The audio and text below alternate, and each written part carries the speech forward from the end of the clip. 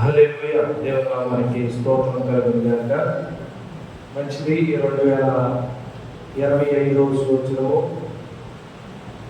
జనవరి నెల, ఫిబ్రవరి నెల దేవుడు కాచి కాపాడి మార్చి నెల అనగా 1వ తారీఖు దేవుని నామాన్ని మహిమపరచడానికి దేవుడు మనకు, మన సంఘానికి,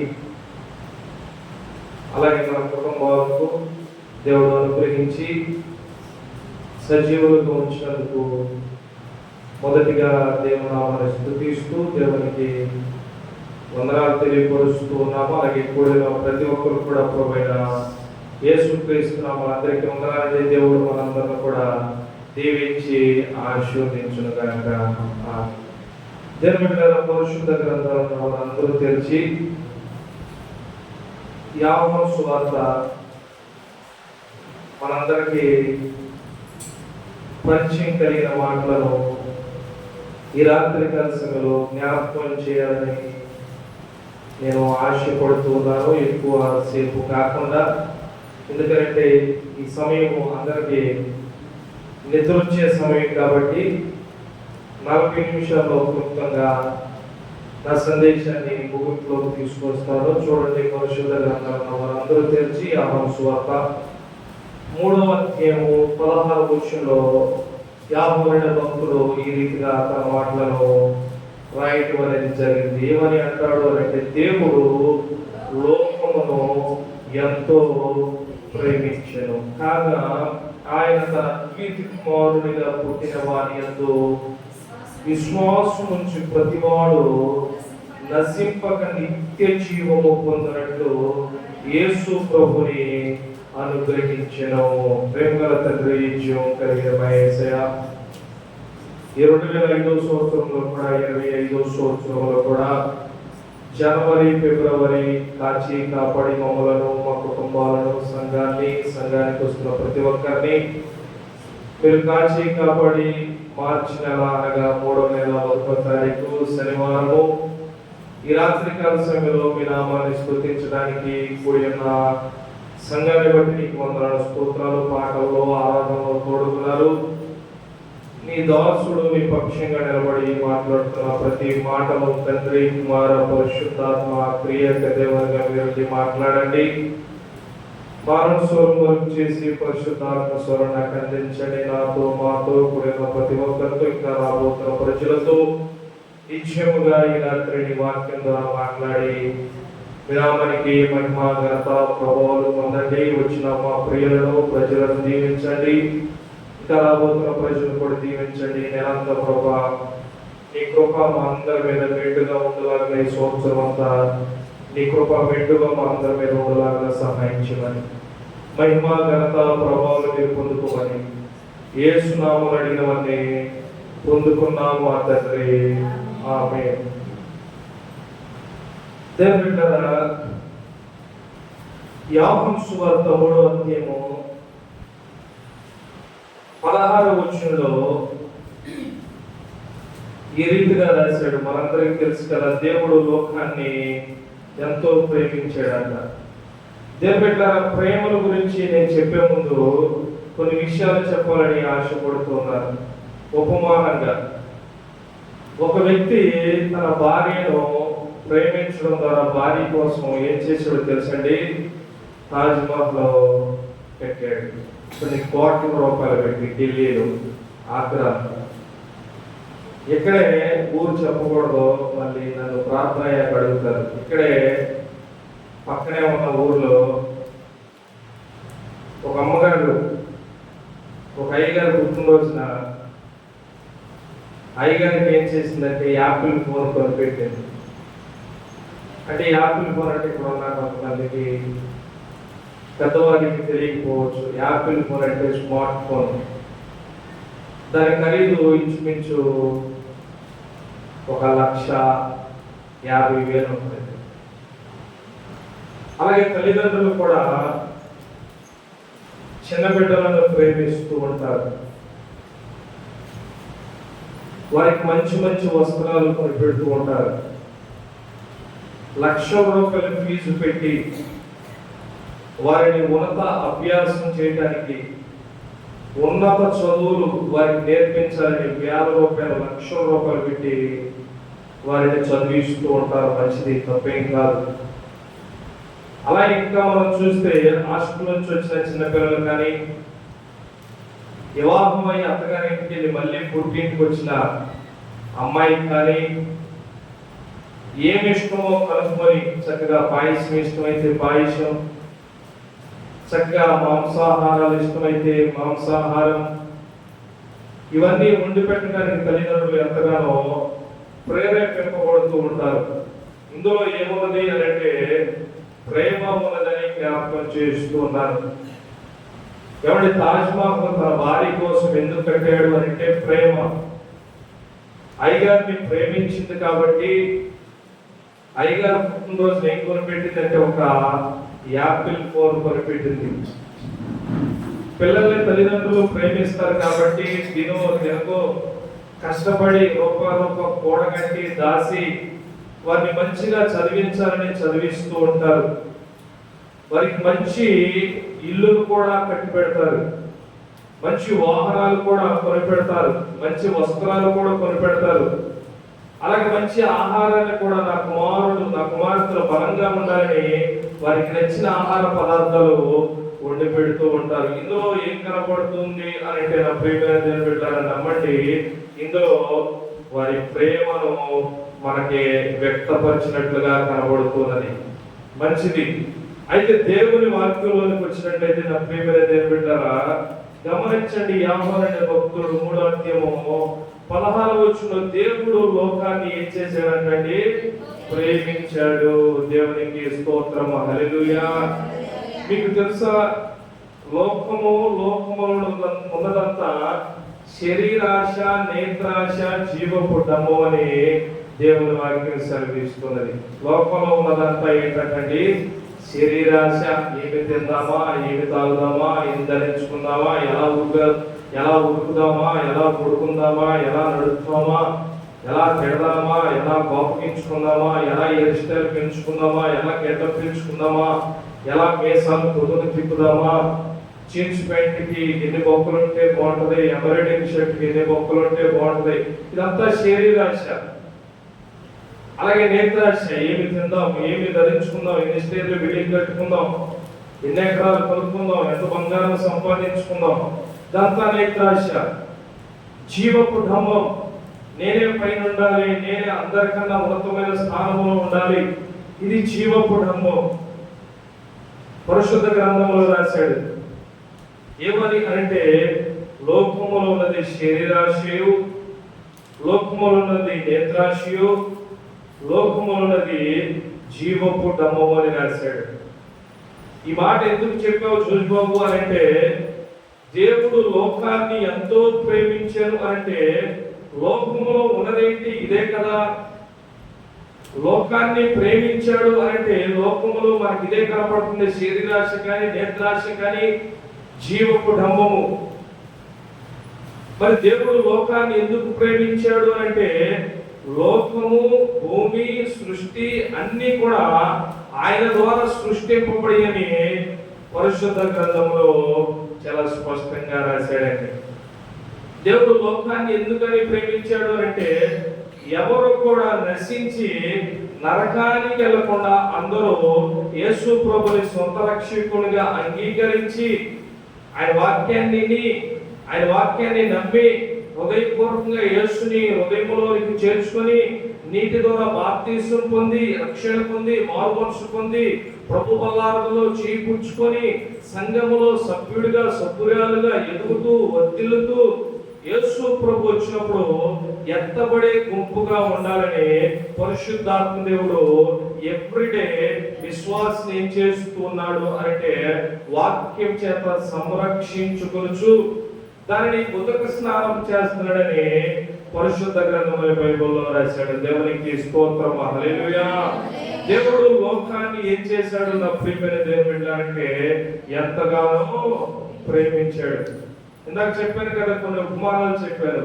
తాజ్మహల్ కట్టాడని, ఏమండి భార్యకి స్మార్ట్ ఫోన్ కొన్నాడని, అయితే భార్యకి భర్త కొందని, భర్త భార్యకి కొనడని కొన్ని ఉపమానాలు చెప్పాను.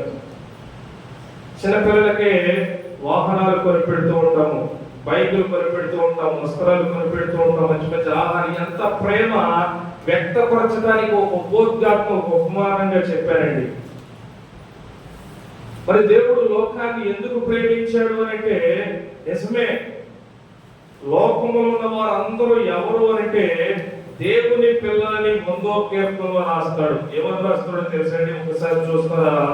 100వ కీర్తనలో అద్భుతంగా దావీదు అనే భక్తుడు తన లేఖనాల్లో ఈ మాటలను జ్ఞాపకం చేశాడు. ఏమని అంటే,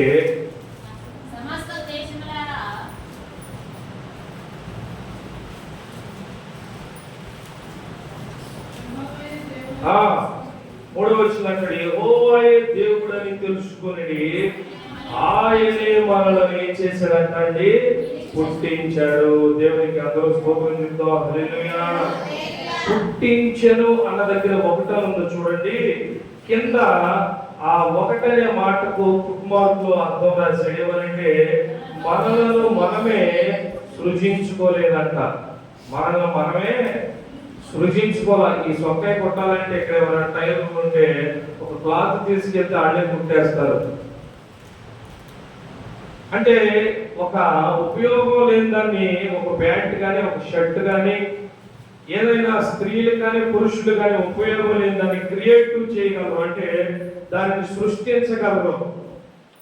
ఏమంటే ఇటుకరాళ్ళు, సిమెంటు, కంకరు, ఐరాను, ఇంకా కావలసిన నీరు, కావలసినన్ని తెచ్చి ఇక్కడ పెడితే టాపి మేస్తూ దాన్ని గృహంగా చేయగలడు, దాన్ని ఇంటిగా చేయగలడు, దాన్ని సినిమా హాలుగా చేయగలడు, దాన్ని షాపింగ్ మాల్ గా చేయగలడు. అంటే సృష్టించడానికి కొన్ని సిద్ధాంతాలు ఉన్నాయి, పరిమితులు ఉన్నాయి. కానీ మనల్ని మనము ఎప్పుడు సృజించుకోవాలి. నేను ఇలా అందంగా ఉండాలి, నేను ఇలా అందహీనంగా ఉండాలి, నేనెంత ఎత్తు ఉండాలి, నేనెంత పుట్టిగా ఉండాలి, నేనెంత గొప్పగా ఉండాలి, నేనెంత బలంగా ఉండాలి, నేనెంత బలహీనంగా ఉండాలి అని ఎవరిని వారు ఊహించుకొని ఇమేజినేషన్ చేసుకొని తల్లి గర్భంలోకి వెళ్ళి సృజించుకోలేదంట. మనల్ని మనమే సృజించుకోలేదుగా. కొంతమంది ఏమనుకుంటారంటే, నేనేంటి ఎంత అందంగా ఉన్నాను అనుకుంటూ ఉంటారు. కొంతమంది ఏంటి, నేను ఎంత బాగోలేదు అనుకుంటూ ఉంటారు. ఆ మాటకు అర్థమేంటో తెలుసండి? మనలను మనమే సృజించుకోలేదు. మనని ఎవరు సృజించారు అంటే, మన ప్రభువైన యేసుక్రీస్తు వారు సృజించాడు. 139వ కీర్తనలో రాస్తాడు, పిండమునై ఉండగా నీ కన్నులు నన్ను చూచెను. తల్లి గర్భములో పిండముగా ఏర్పాటు చేసింది ఎవరంటండి? మన ప్రభువైన యేసుక్రీస్తు వారు. దేవుడు మన తల్లి గర్భములో ఏర్పాటు చేసింది ఆయన. అందుకని 100వ కీర్తన 3వ వచనం, మనలను మనమే సృజించుకోలేదు, మనలను సృష్టించింది, మనల్ని పుట్టించింది మన ప్రభువైన యేసుక్రీస్తు వారు. అందుకే అక్కడ రాశాడు, ఆ పుట్ మార్క్ అనే దాని పక్కన ఏమని రాశాడు తెలుసండి? మనము ఆయన వారము. మనం ఎవరి వారం అంటండి? దేవుని వారము. ఆయన అంటే ఎవరు అంటే దేవుని వారము. కొంతమందికి తెలియక ఏమంటారో తెలుసండి? నేను ఫలానా వారికి చెందిన వారిని, ఫలానా గోత్రానికి చెందిన వాడిని, ఏమండి ఫలానా రాష్ట్రానికి చెందిన వాడిని, చెన్నైకి చెందిన వాడిని, తెలంగాణకి చెందిన వాడిని, ఆంధ్రాకి చెందిన వాడిని, నా కులం ఇది, నా మతం ఇది, నా వర్గం ఇది, నా దేశం ఇది, నేను ఎర్రవాడిని, నేను తెల్లవాడిని, నేను పొట్టివాడిని, నేను ఆఫ్రికా వాడిని, నేను ఆస్ట్రేలియా వాడిని అని మనం చెప్తూ ఉంటాము. సహజమే, తప్పేం కాదండి. కానీ మనం ఎవరి వారమని బైబిల్ స్పష్టంగా జ్ఞాపకం చేసింది అంటే, మనల్ని మనం సృజించుకోలేదు కాబట్టి, మనల్ని సృజించిన వాడు యెహోవా అంట. ఖచ్చితంగా 100కి 100% బల్లగుద్ది చెప్పాలి, మనము ఆయన వారము. ఆయన ఎవరు అంటే దేవుడైన యెహోవా అని పరిశుద్ధ గ్రంథంలో చాలా క్లియర్ గా రాశాడండి. ఇప్పుడు దేవుడు లోకాన్ని ఎంతో ప్రేమించాడు కాబట్టి, ఆయన పిల్లలమైన మన కోసము దేవుడు సింహాసనములో కూర్చొని దేవునితో పాటు సమానముగా కూర్చోవలసిన భాగ్యాన్ని, ధన్యతని, ఆధిక్యతని ఆయన కుమారుడైన యేసు ప్రభువారు విడిచిపెట్టి తను తాను రిక్తునిగా చేసుకొని శరీరాన్ని ధరించి ఈ భూలోకానికి తెంచాడని పత్రికలో రాశాడు. దేవునికి స్తోత్రం, హల్లెలూయా.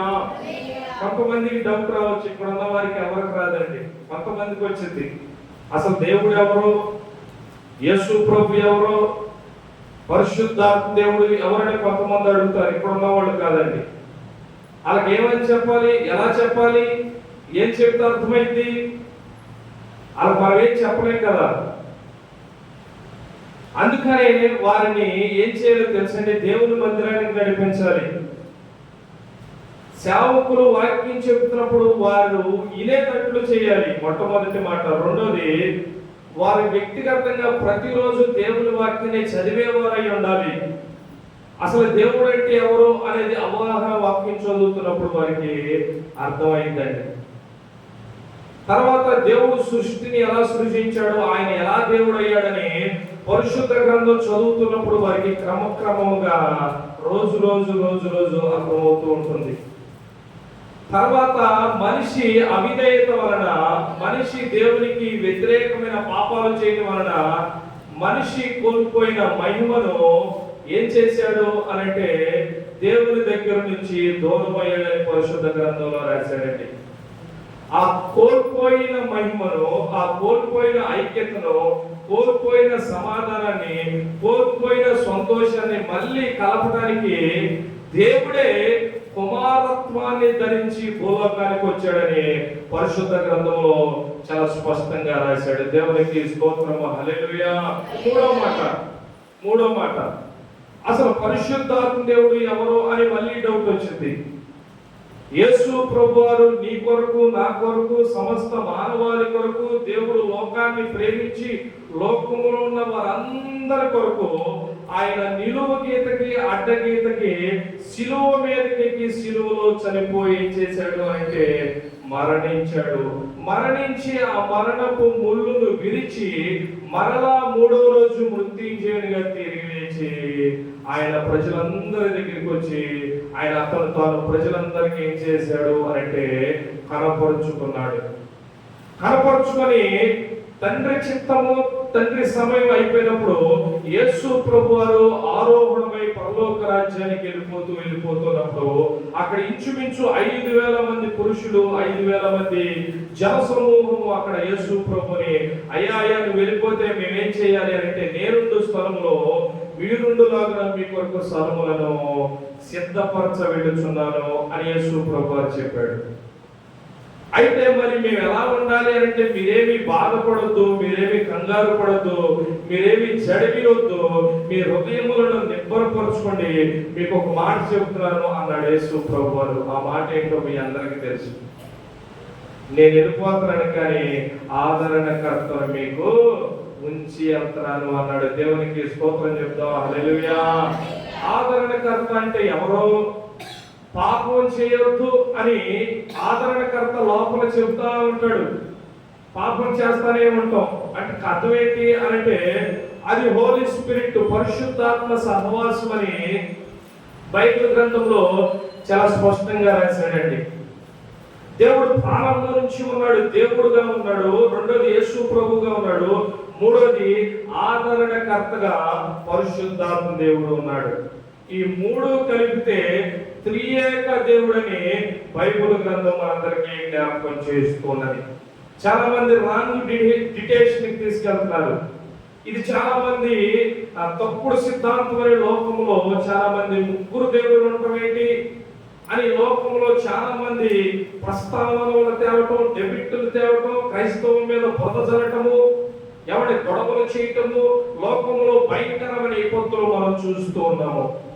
ముగ్గురు దేవుళ్ళు కాదండి, తండ్రి, కుమార, పరిశుద్ధాత్మ త్రియేక దేవుడు ఒక్క దేవుడే సందర్భానుసారముగా విభజింపబడ్డాడు. హల్లెలూయా. మనిషికి కావాల్సి వచ్చినప్పుడు యెహోవా దేవుడుగా ఉన్నాడు, మనిషి పాపములో ఉన్నప్పుడు యేసు ప్రభువుగా వచ్చాడు. మళ్ళీ పరలోక రాజ్యము వెళుతూ ఆదరణకర్తనే, ప్రతి ఒక్కరి అంతరాత్మలో హృదయంలో ఆదరణకర్తనే హోలీ స్పిరిట్ ని ఆయన ఏం చేశాడంటే నిలిపి వెళ్ళాడని దేవుని వాక్యం సెలవిస్తున్నది. ఇప్పుడు చూడండి దేవుని బిడ్డలారా, ఒక 10 నిమిషాలు చెప్పి నా సందేశాన్ని క్లుప్తంగా ముగించాలని ఆశపడుతున్నాడు. యోహాను సువార్త 3వ అధ్యాయంలో ఏమన్నాడంటే దాకా 16వ వచనంలో చెప్పాడు, దేవుడు లోకాన్ని ఏం చేశాడంటే ఎంతగానో ప్రేమించాడు. ఎంతగా ప్రేమించాడు అంటే ఒక భార్య భర్తకి ఇవ్వలేనంత, ఒక భర్త భార్యకి ఇవ్వలేనంత, తల్లిదండ్రులు పిల్లలకి ఇవ్వలేనంత, పిల్లలు తల్లిదండ్రులకి ఇవ్వలేనంత. ఈ మాట చెప్తాను, మీరందరూ పాజిటివ్ గా తీసుకోండి. భర్త చనిపోయాడు అనుకోండి, భార్య చనిపోదు కదా. భార్య చనిపోయింది అనుకో, భర్త చనిపోతాడా? ఎక్కడా కూడా అది జరగదు కదా. కరోనా వచ్చి చిన్నపిల్లలు చాలా మంది చనిపోయారు, అయ్యో పాపం అనుకున్నారు, కానీ తల్లిదండ్రులు ఎవరో కూడా చనిపోలేదు. తల్లిదండ్రులు కరోనా వచ్చి చాలా మంది చనిపోయారు, అయ్యో మా అమ్మ మా నాన్న చనిపోయారు అని చెప్పి పిల్లలు ఎవరో కూడా చనిపోలేదండి. ఎవరి కోసం ఎవరు చనిపోరు, కట్టుకున్న భార్య కానీ భర్త కానీ పిల్లలు కానీ ఎవరి కోసం ఎవరు ఊరికి చనిపోరు, నా తలరాతలతో వదిలేస్తూ ఉంటారు. కానీ దేవుడు లోకాన్ని ఎంతో ప్రేమించను అనే మాటలో డెప్త్ లోతుకెళ్తే, దేవుడు ఆయన కుమారుణ్ణి శిలువ మీదకి అప్పగించడానికి కూడా దేవుడు కుమారుడికి అధికారం ఇచ్చాడంత మాత్రమే కాదు, దేవుడు అంతగా ప్రేమించాడంట. దేవునికి స్తోత్రం, హల్లెలూయా. ఎంతగా ప్రేమించాడు అని అంటే దేవుని బిడ్డలారా, శిలువలో తన ప్రాణాన్ని పెట్టే అంతగా దేవుడు తన కుమారుడిని ఏం చేశాడంటే భూమి మీదకి పంపించి లోకాన్ని ప్రేమించాడంట. అందుకని చూడండి దేవుడు, కాగా ఆయన తన అద్వితీయ కుమారుడిగా అనే దాని దగ్గర 3 అనే అంకేసి ఉంది. బుక్ మార్క్ లో 3 అనే మాటకు అర్థం ఏంటండి? అక్కడ రాశాడు జననే కుమారుడిగా అక్కడ రాశాడు. దేవుని బిడ్డలారా, పుట్టిన వారి యందు విశ్వాసముంచు ప్రతివాడు నశింపక ఏం పొందుతాడంటండి? నిత్య జీవము పొందినట్లు ఆయనని కుమారుణ్ణి ఈ భూమి మీదకి ఏం చేశాడంటండి? అనుగ్రహించాడు. చాలా మంది యేసు ప్రభువుని ఎందుకు నమ్ముతారో తెలుసండి? ఇక్కడ ఉన్నవారు కాదు, లోకంలో మనకు జరుగుతున్న సంఘటనలు మీతో చెప్పడానికి నేను ఆశపడుతూ ఉన్నాను. చాలా మంది ఎందుకు ఇష్టపడతారో తెలుసండి? దేవుణ్ణి పెళ్ళవ్వాలని, పిల్లలు పుట్టాలని, ఇల్లు కట్టాలని, ఏమండి వ్యాపారం బాగా సాగాలని, ఏదో మరణకరమైన రోగం వచ్చినప్పుడు ఆ మరణం నుంచి తప్పిపోవడమని, ఇలా రకరకాలు వ్యక్తిగత జీవితంలో అంతర్గతంగా హృదయంలోకి వెళ్ళి చూస్తే ఏదో ఒక సమస్య ద్వారా దేవుని దగ్గరికి వచ్చిన వారి తప్పే లేదు. దేవుని వాక్యంలో ఉన్నది ఏమనుంది అని అంటే, మీరు ఒకరిని ఆకర్షించకపోతే ఒకడు నా యొద్దకు రాలేడు అని రాశాడు. అదే మాట ఇంకో చోట రాశాడు. ఏమని రాశాడంటే, తండ్రి ఒకరిని ఆకర్షించకపోతే లోకంలో ఉన్నవాడు ఎవడో దేవుని దగ్గరికి రాలేడంట. దేవునికి స్తోత్రం, హల్లెలూయా. ఇక్కడున్న మనమందరం కూడా దేవుని చేత ఆకర్షింపబడిన వారమే. ఇక్కడున్న మనమందరం కూడా టీవీలో వాక్యం చెప్పేటప్పుడు, మందిరంలో వాక్యం చెప్పేటప్పుడు, సువార్త సభల్లో వాక్యం చెప్పేటప్పుడు, ఏదో ఒక సందర్భంలో కృతజ్ఞత కూడికలోనో విజ్ఞాపన కూడికలోనో ఇల్లంతా ప్రార్థన పెట్టినప్పుడు ఖాళీగా ఎందుకు కూర్చుంటారు, వెళ్ళి కూసేపు కూర్చుందామని దేవుని మాట విన్న ఇక్కడున్న ప్రతి ఒక్కరు కూడా ఏదో సందర్భంగా దేవుని సన్నిధికి వచ్చిన వారంటే దేవుడు మనల్ని ఏం చేశాడండి? ఆకర్షించుకున్నాడు. ఆకర్షించుకోవడం ద్వారా దేవుని సన్నిధిలోనికి మనం అందరం కూడా వచ్చాము. మంచిది. ఇప్పుడు కుమారుని యందు విశ్వాసము గనుక ఉంచి, తండ్రి యొక్క కుమారుని యొక్క ఒకవేళ మనము బాప్తిసం తీసుకొని మారు మనసు పొంది అంతం వరకు మనం సహించగలిగితే, అంతం వరకు మనం పొందిన రక్షణను నిలకడగా గట్టిగా చేపట్టగలిగితే మనం ఎక్కడికి వెళ్తామని దేవుని వాక్యంలో రాసిందండి? నిత్య జీవములకు మనము వారసులు అవుతాము. దేవునికి స్తోత్రము. హల్లెలూయా. ఈరోజు నేటి ప్రపంచ క్రైస్తవ సమాజంలో మన సంఘమే కాదండి, బయట సంఘాల్లో కూడా మనం చూస్తే ఏం చేస్తూ ఉన్నారు అంటే ఎవరికి వారు నచ్చినట్లుగా, ఎవరికి వారు తోచినట్లుగా, ఎప్పుడో కుదిరినప్పుడు వచ్చి ఎప్పుడో కుదిరినప్పుడు దేవుని సన్నిధిని నిర్లక్ష్యంగా రాకపోతే అలాంటి వారు పరలోక రాజ్యం వెళ్తారండి. నేను చెప్పను, ఆ మాటకి సమాధానం మీరే చెప్పుకోండి. ఎందుకనే తెలుసండి, స్కూల్కి ఎవ్రీడే వెళ్ళేవాడే చదువుతాడు, ఎవ్రీడే వెళ్ళేవాడే పాస్ అవుతాడు, ఎవ్రీడే వెళ్ళేవాడే తల్లిదండ్రులకి మంచి పేరు తెస్తాడు, ఎవ్రీడే వెళ్ళేవాడికి మంచి ఉద్యోగం కూడా వచ్చింది. అలాగే దేవుని సన్నిధికి ఎప్పుడో ఒకసారి వెళ్తే, ఒకవేళ మనం దేవుని వాక్యం విన్నా, ఒకవేళ దేవుని సన్నిధిలో ప్రార్థించినా, నా ప్రియమైన దేవుని బిడ్డలారా నమ్మండి, మనం అప్పుడప్పుడే వచ్చి వెళ్ళేవారం. కాబట్టి ఇంకా మనకి వాక్యంలో లోతైన అనుభవాలు, ఆధ్యాత్మికమైన పాఠాలు, ఇంకా విశ్వాసంలో, భక్తిలో ఇంకా మనం కొన్నిసార్లు మనము ఎదగలేము. దేవుని సన్నిధిలో దేవుని వాక్యం అంటే దేవుని బిడ్డలారా చూడండి, మొదటి యోహాను రాసిన పత్రిక 4వ అధ్యాయం 9వ వాక్యం ఒకసారి చూస్తారా? మొదటి యోహాను రాసిన పత్రిక 4వ అధ్యాయం 9వ వాక్యం ఏమంటున్నాడు అంటే, మనము ఆయన ద్వారా జీవించున్నట్లు, చూడండి ఏమంటాడు అంటే, దేవుడు తన అద్వితీయ అనే దగ్గర రెండని ఒక మాట మనకి కనబడుతున్నది. చాలా మంది ఎందుకు చెబుతూ ఉన్నాను నేను అంటే, ఆ విషయం మాకు కూడా తెలియదని నా ప్రియమైన దేవుళ్ళారా ఎవరో అనుకోవద్దండి. కొంతమంది అంటారు తెలియని వారు, ఈ ఒకటంటే ఇంట్లోలే, రెండంటే ఇంట్లోలే, మూడంటే ఇంట్లోలే అనుకుంటూ ఉంటారు. కొంతమంది ఫస్ట్ నుంచి సండే స్కూల్ ప్రాయం నుంచి ఎరిగిన వారు ఉంటారు కాబట్టి వారు తెలియని వారు ఏమి కాదండి. కొత్తగా వచ్చే వారికి, అప్కమింగ్ ఇప్పుడిప్పుడే వచ్చే వారికి అవి ఏదో అంకెలు అలాగా వేసుకున్నారేమో అనుకుంటూ ఉంటారండి. ఒక్కొక్క అంకికి ఒక్కొక్క అర్థము ఫుట్ మార్క్ లో రాయబడి ఉంటుంది. ఇక్కడ అంటున్నాడు దేవుని బిడ్డ, ఏమంటున్నాడు అంటే 9వ వచనంలో, మనము ఆయన ద్వారా జీవించినట్లు దేవుడు తన ద్వితీయ అనంటే ఒక్కడే కుమారుడు అంట. దేవునికి ఎంతమంది కుమారులు అంటే ఒక్కడే కుమారుడు. మీకు తెలుసండి, ఎఫెసీయులకు రాసిన పత్రికలో ఒక మాట ఉంటుంది, ఆయనకి ఒక్కడైన కుమారుణ్ణి భూమి మీదకి పంపించడానికి, శిలువ మీదకి ఎక్కించడానికి ఆయన ఏం చేయలేదంటండి, వెనుతీయలేదంట. చూడండి, మన పిల్లలు ఎక్కడైనా దూరంగా పంపించాలనుకోండి, తండ్రి ఏమో నవ్వుతూ పంపిస్తూ ఉంటాడు, తల్లి ఏమో నా కుమారుడిని నేను పంపించనని వెనకలాగుతా ఉంటది, నా కుమార్తెను పంపించనని వెనకలాగుతా ఉంటది. పోరు ఒక్కటైనా కూతురు కాదు, 4-5 అంటుంది.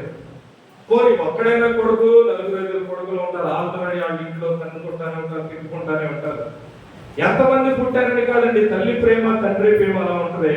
ఈ మాటలో ఉన్న ఆధ్యాత్మికమైన పాఠం ఏంటి అంటే, మనకి 4-5 కొడుకులు ఉన్నా కానీ ఏదైనా దూర ప్రాంతము, ఏదైనా ఇబ్బంది కనుకున్న ప్లేస్ కి మన పిల్లలు మనం పంపించలేము.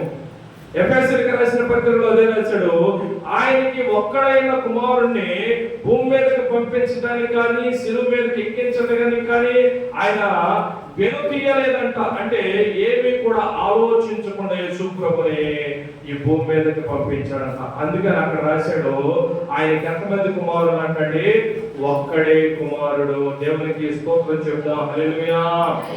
అందుకని దేవుళ్ళారా, మనము ఆయన ద్వారా జీవించినట్లు ఏమంటాడండి, దేవుడు తన అద్వితీయ కుమారుని లోకములోనికి ఏం చేశాడంటండి, పంపించాడంట. మన ప్రసంగం విషయం ఏంటంటే, దేవుడు లోకాన్ని ఎంతగానో ఏం చేశాడంటే, దేవుడు లోకాన్ని ఎంతగానో ప్రేమించాడు.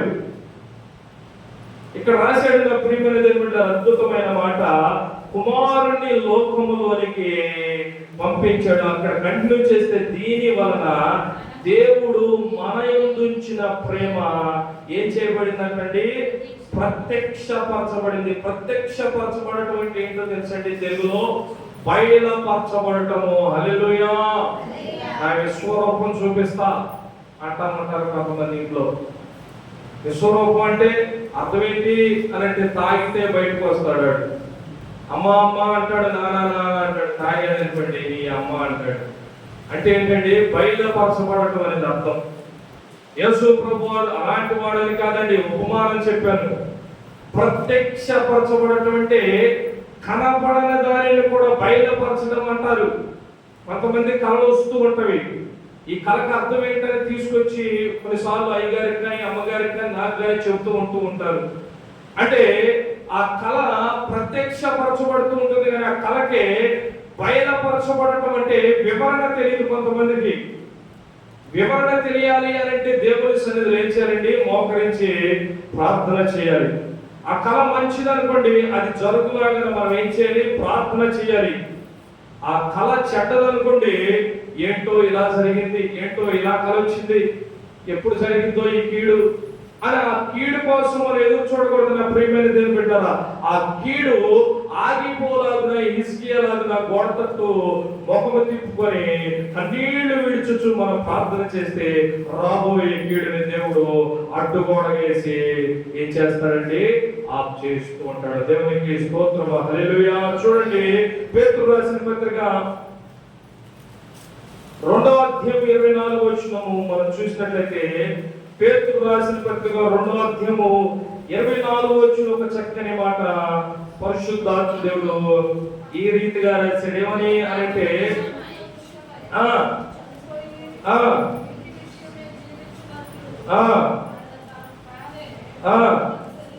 మనము పాపముల విషయమై చనిపోయి నీతి విషయమై జీవించినట్లు ఆయన అనంటే ఎవరండి? మన ప్రభువైన యేసుక్రీస్తు వారు ఆయన తానే తన శరీరమందు మన పాపములను ఏం చేశాడంటండి? మ్రాను అంటే ఏంటండి? మ్రాను అంటే ఏంటండి? సిలువ మీద తన ప్రాణాన్ని పెట్టుకొని ఏం చేశాడంటండి? చనిపోయాడు. పసుపు బుధవారం ఎప్పుడో తెలుసండి? మార్చి 5వ తారీఖు. ఏమంటే ఈస్టర్ ఏప్రిల్ 20వ తారీఖు. మధ్యలో గుడ్ ఫ్రైడే ఎప్పుడు అంటే 18వ తారీఖు. మీరు ఎన్నిసార్లు ఈ శ్రమ కాలపు దినాలు, లెంట్ డేస్ ని లేకపోతే శిలువ దినాల్ని ఎన్నిసార్లు మీరు కౌంటింగ్ చేసినా 45 నుంచి 46 రోజులు వస్తూ ఉంటది. కొంతమందికి ఇక్కడ ఉన్న వారికి తెలుసు, కొంతమందికి తెలియకపోవచ్చు. ఎందుకని 45 రోజులు, ఎందుకని 46 రోజులు వచ్చిందో తెలుసండి? ఆదివారము అనగా పునరుత్థానం.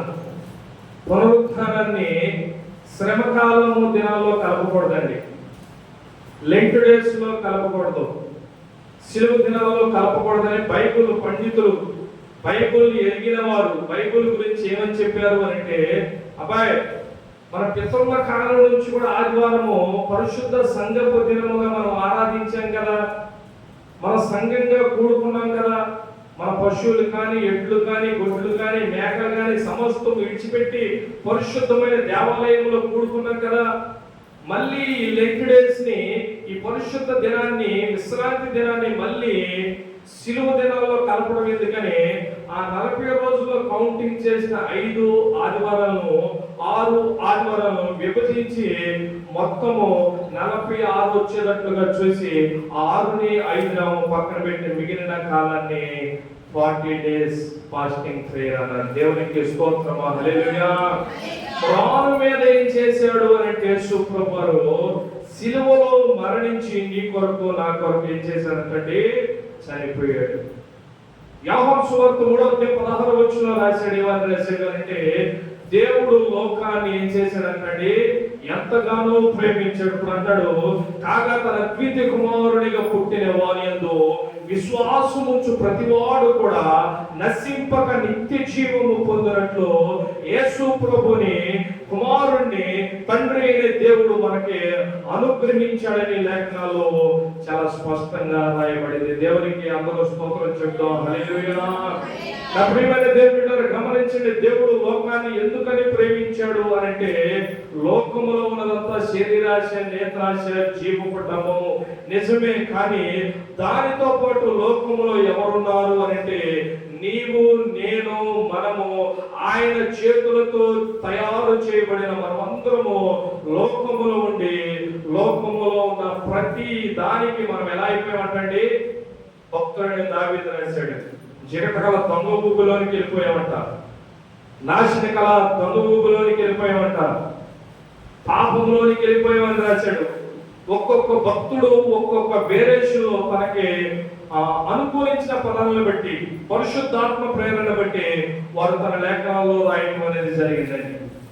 అలాగే నా ప్రియులు, నా జనాంగము ఎవరు కూడా ఉండకూడదని దేవుడు లోకాన్ని ప్రేమించి లోకంలోనికి తన కుమారుడిని పంపించి, తన కుమారుడి ద్వారా నిన్ను, నన్ను, మనలను, లోకంలో ఉన్న ప్రతి ఒక్కరిని దేవుడు రక్షించుకున్నాడని దేవుని వాక్యంలో స్పష్టంగా రాయబడింది. అర్థమైన వారు దేవునికి స్తోత్రం చెప్తా. హల్లెలూయా. ఆ మాటని వాడి అన్నాడు, దేవుడు లోకాన్ని ఎంతగానో, దేవుడు లోకాన్ని ఏం చేశాడంటే ప్రేమించాడు. దేవుడు లోకాన్ని ఎంతగానో ప్రేమించాడు. దేవుడి కొద్ది మాటలు మన ఎప్పుడో మనందరం కూడా దీవించి ఆశీర్వదించునుగాక. విన్న మాటలు బట్టి అందరం ప్రార్థన చేద్దాం. నేను క్లుప్తంగా చెప్పి ముగించాను, ఎందుకంటే ఈరోజు ఉపవాస ప్రార్థన కాబట్టి ఎవరు నిద్రపోకుండా చక్కగా ప్రార్థన చేస్తుండగా అందరూ ఏకీపించి దేవుని సన్నిధిలో ప్రార్థన చేద్దాం. ఒకరు ప్రార్థన చేస్తుండగా మరొకరు చక్కగా ఫ్యాన్ వేశారు కదా నిద్రపోదాం అనుకోకుండా, ఇది ప్రార్థించే సమయం కాబట్టి చక్కగా ప్రార్థన చేద్దాం. ఇంకో గంట ఆగితే చక్కగా ప్రార్థన అయిపోతే చక్కగా మనం ఇంటికి వెళ్ళి ఏసీ వేసుకోవచ్చు, కూలర్ వేసుకోవచ్చు, చక్కగా పడుకోవచ్చు. కాబట్టి దేవుని సన్నిధిలో మనం అందరం కూడా ప్రార్థన చేద్దాం. ప్రార్థన చేద్దాం. ప్రేమ తండ్రి, జీవం కలిగిన మా యేసయ్యకు వందనాలు, స్తోత్రాలు చెల్లిస్తున్నాం ప్రభా.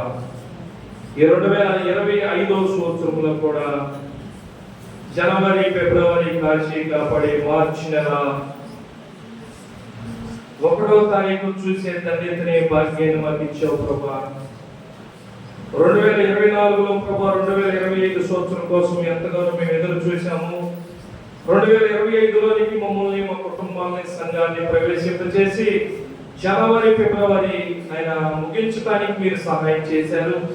ఈ 2 నెలల్లో ఏ కీడులు, అపాయాలు, ప్రమాదాలు మాకు, మా కుటుంబాలకు, సంఘానికి వస్తున్న ప్రతి ఒక్కరికి జరగకుండా ప్రభా మీరు కాచి కాపాడి రక్షించి పోషించి దినదినము ప్రభా మమ్మలను మీ చెంతకు చేర్చుకున్న విధానం కొరకే వందనాలు ప్రభా. నిజమే తండ్రి, లోకము ఎంతో భయంకరంగా ఉన్నది ప్రభా. ఎటు చూసినా మరణ వార్తలు, ఎటు చూసినా యాక్సిడెంట్లు, ఎటు చూసినా ప్రభా భయంకరమైన దుర్వార్తలు మేము చూస్తున్నాం ప్రభా.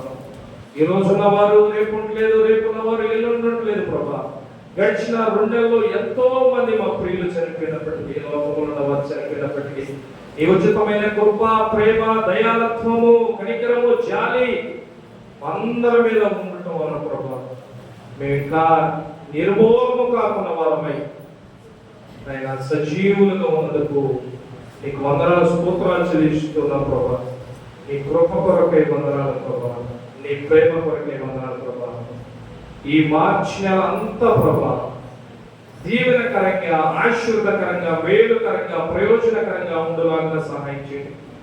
మిగిలిన ఈ 10 నెలలు కూడా ప్రభా ఏ కీడులు, అపాయాలు, ప్రమాదాలు మాకు, మా కుటుంబాలకు, మా సంఘానికి వస్తున్న ప్రతి ఒక్కరికి జరగకుండా కోడి ఏ రీతిగా అయితే తమ పిల్లలను భద్రపరుచుకుంటుందో, కాపాడుకుంటుందో, పోషించుకుంటుందో ఆ రీతిగా మీరు మమ్మల్ని కాపాడుకొని రక్షించుకోమని ఈ సరిలో ప్రార్థన చేస్తూ అంత మాత్రమే కాదు, దేవుడు లోకాన్ని ఎంతగానో ప్రేమించారని వారిని సెలవిస్తున్నది ప్రభా. భార్యని భర్త ఎంత ప్రేమిస్తూ ఉంటుందో, భర్త భార్యని ఎంత ప్రేమిస్తూ ఉంటాడో, భార్య భర్తలు బిడ్డలను ఎంత ప్రేమిస్తూ ఉంటారో, బిడ్డలు తల్లిదండ్రుల్ని ఎంత ప్రేమిస్తూ ఉంటారో ఆ ప్రేమ కొరకే వందనాలు ప్రభా. అంతకన్నా గొప్పదైన ప్రేమ నీ ప్రేమ నీ వాక్యం సెలవిస్తున్నది ప్రభా. ఎందుకంటే ప్రభా ఎవరు కూడా తమ ప్రాణాన్ని మారు మీద పెట్టి సిలువకు అప్పగించలేదు, కానీ మీరైతే మీ కుమారుడైన ఒక్కడైన కుమారుడిని వెనుతీయలేదు, కానీ ఈ భూలోకానికి పంపించి సిలువ మారు మీద మా కొరకు మరణించేటట్లుగా చేసి ఆ కుమారుడి ద్వారా విశ్వాసము పొందితే నశింపక నిత్య జీవము అనుగ్రహించబడని ఈ వాక్యం సెలవిస్తుండగా మేమందరం కూడా విశ్వాసముతో ఎదురు చూసే భాగ్యాన్ని మాకు ఇక్కడ కూడిన ప్రతి ఒక్కరికి సహాయం చేయండి. ఇంకా ఎవరైతే రక్షణ పొందలేదో, మారుమనసు పొందలేదో, బాప్తీసం తీసుకోలేదో, సువార్త సభలో నేను తీసుకుంటాను అని అనుకోకుండా ప్రభా, వాక్యం విన్న వెంటనే, అంగీకరించిన వెంటనే ప్రభా బాప్తీసం తీసుకుంటానికి సహాయం చేయమని సన్నిధిలో ప్రార్థన చేస్తున్న తండ్రి. నూతనంగా ప్రభా బేదల ప్రార్థనా మందిరానికి ఒక బాప్తీసం ఇచ్చే తొట్టిని కూడా మీరు అనుగ్రహించారు ప్రభా. మా మధ్యలో ఉన్న స్త్రీలు, పురుషులు, యవనస్తులు ప్రతి ఒక్కరు నెలకొకరు చొప్పున బాప్తీసం తీసుకుంటానికి సహాయం చేయండి. తీసుకున్న ప్రతి ఒక్కరు ప్రభా విశ్వాసములో పడిపోకుండా, జారిపోకుండా, వెనక్కి వెళ్ళిపోకుండా, త్రొట్టిల్లిపోకుండా వాక్యం చేత వారిని నిలబెట్టి పోషించి వారిని నవనూతన అనుభవాన్ని నడిపించి నిత్యముగా ఈ కార్యాలు వారి పట్ల జరిగించి మీరు వచ్చేప్పుడు ప్రభా మేమందరూ కూడా సిద్ధపడే గుంపులో నీ కొరకు ఉండే భాగ్యాన్ని మా అందరికీ సహాయం చేయమని, మహిమ ఘనత ప్రభావాలు మీరు పొందుకోమని, చేయబోతున్న ప్రార్థన విజ్ఞాపనలో కూడా మీరు తోడుకుండి మీ కార్యాలు జరిగించమని, మహిమ ఘనత ప్రభావాలు మీరు పొందుకోమని యేసు నామములో అడిగినవన్నీ పొందుకున్నాము మా తండ్రి. ఆమేన్.